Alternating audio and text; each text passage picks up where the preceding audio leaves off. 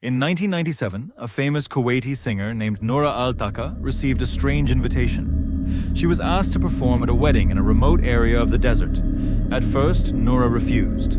She was busy and had little interest in traveling so far for a private event, but then the organizers offered her several times her usual performance fee. That changed her mind. Late that evening, Noura traveled deep into the desert. After driving for a long time, she finally saw something unexpected.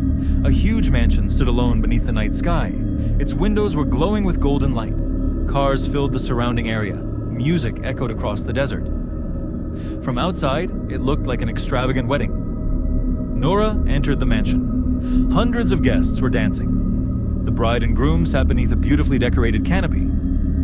Everything appeared completely normal. She took the stage and began singing. For the first few minutes, nothing seemed strange. Then Noura noticed the dancers. Something about them was wrong. Their movements were strangely synchronized. Some danced too quickly. Others suddenly froze before continuing as if nothing had happened. Noura tried not to stare.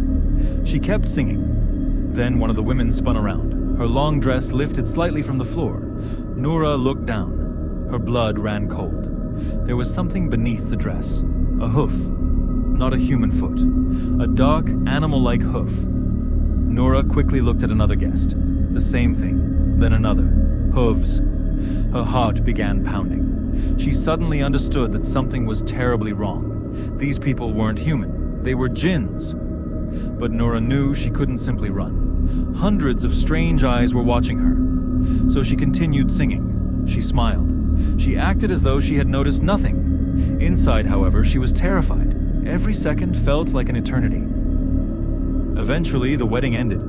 Noura collected her belongings and left with the people who had brought her there. She didn't speak about what she had seen, not until she reached home. The moment she entered the house, she told her family everything. The strange guests, the mansion, the dancing, and most importantly, the hooves. Her family listened in silence. Then one of them asked, "Where exactly was the wedding?" Noura described the location. Her family immediately became frightened because they knew that place.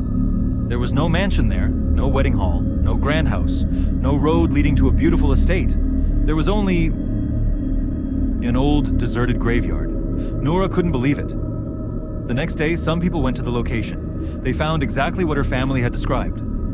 An empty stretch of desert, old graves, broken stones, and absolutely no mansion. No decorations, no lights, nothing.